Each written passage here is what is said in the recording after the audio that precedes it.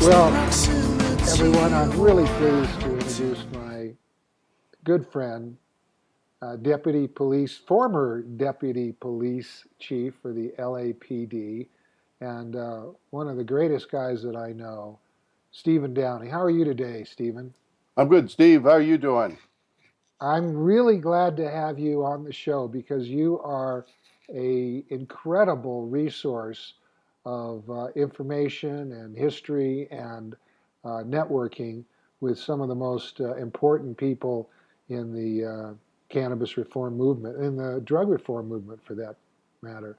So I'd like to start out in part one of what's going to be a three-part interview.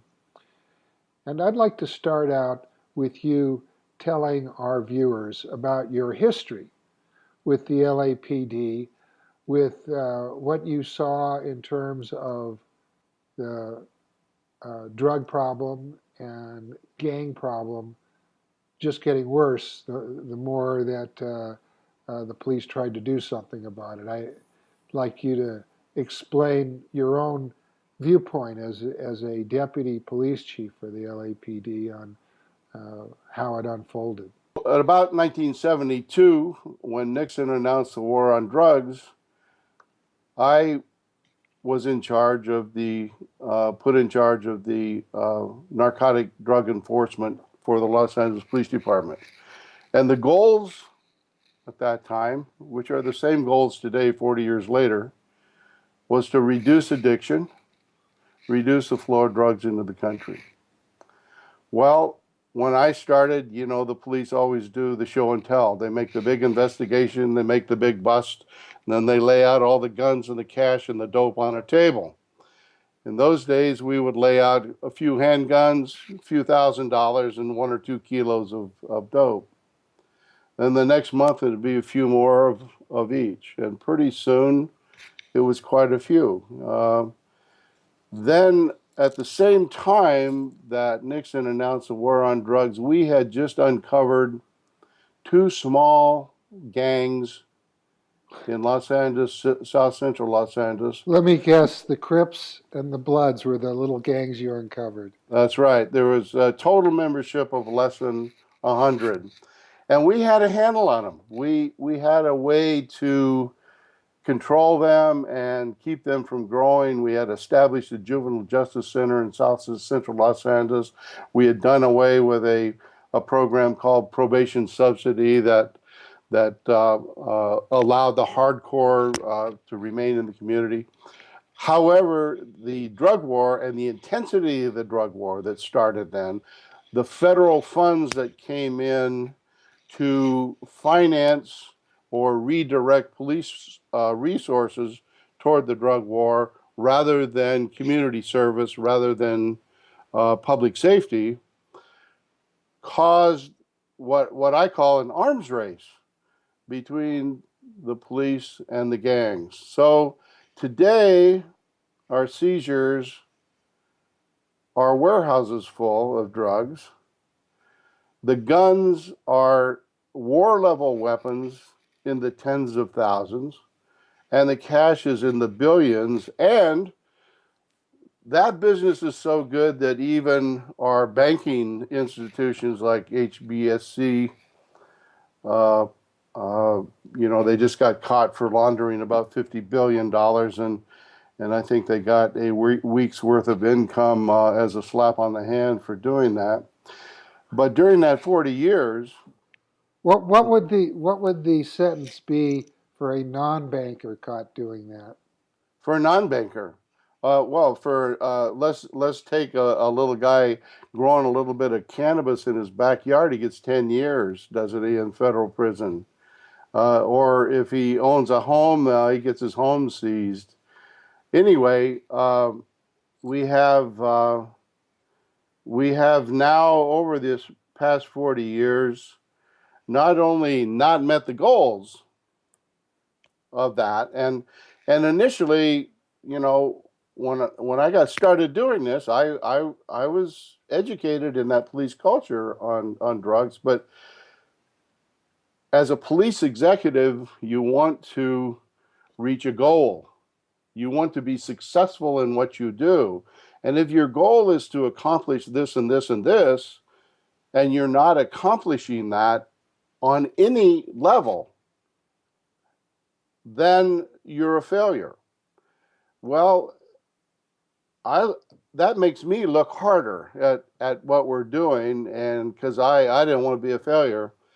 And I came to realize that it wasn't me, it was our policy, and that our policy was a failure, just like our policy of alcohol prohibition in the 30s came to be understood as a failure.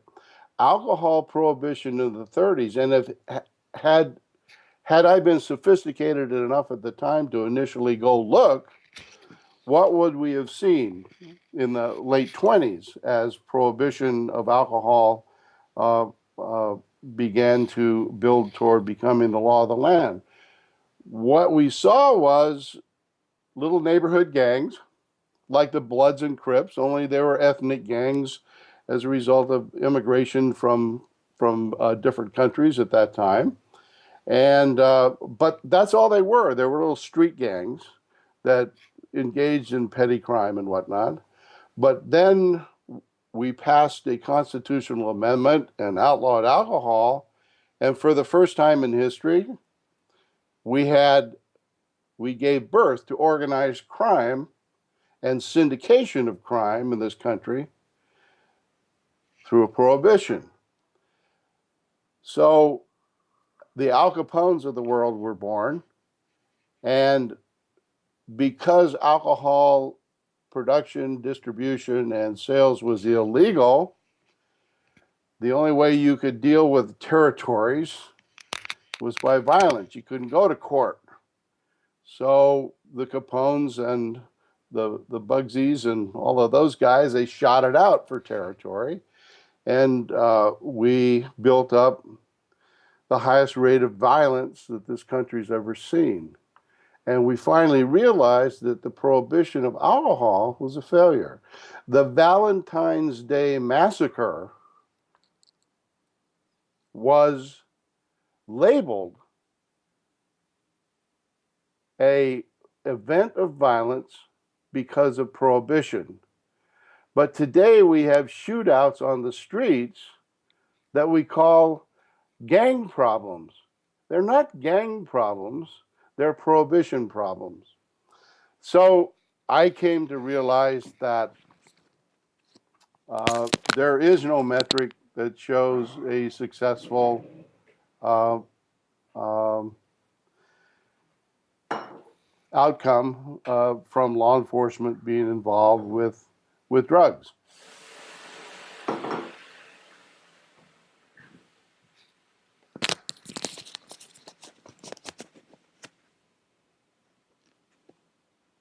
I'm sorry to leave like that. I had a little thing I had to take care of. It's all right. Just pick up where you were and we'll edit it so it's smooth. Um, so where was I? The I Al Capones, how it came from little gangs well, to Al Capones. yeah, the Al Capone Now hold era. on, give me a break so I have something to edit from. Give me a little pause. Okay. So the Al Capone era um, ended with the ending of prohibition. As you know, Al Capone went to jail for tax evasion. And when he went to jail for tax evasion, the violence of the Prohibition era didn't stop. The violence of the Prohibition era stopped when we ended Prohibition. So the violence of the drug Prohibition era, which has gone on for far too long and has become really a part of the industrial military complex. There's the military industrial complex, the prison industrial complex, the drug treatment industrial complex. We have made systemic what was called corruption during the time of alcohol prohibition. The difference is that during alcohol prohibition, the corruption was bags of cash being carried in little brown bags and handed over to the judges and the police and all of those people who were corrupted by organized crime. In the case of 40 years of drug prohibition in this country, the corruption has become systemic. It's been made legal. So the federal government is basically buying off local law enforcement with grants and subsidies and asset seizure sharing and militarization equipment from the military. And we have seen a transformation of what I call peace officer policing into what today we see as drug warriors and the militarization of our police officers across this country and the addiction of our police departments and city officials to federal drug money. So this is what has to be reversed. The fact is that addiction in this country, it was about 1.3% of the population when we passed the Harrison Act 100 years ago. It was about 1.3% of the population when Nixon announced the war on drugs. It was 1.3% of the population when Reagan pumped up the war on drugs by putting in billions more. And today it's right around 1.3% of the population. So drug addiction, finally Obama has said that drug addiction is a health and education problem. Well, I know of no other health and education problem that's handed to the criminal justice system. So what we need to do in this country is hand the addiction and the abuse of drugs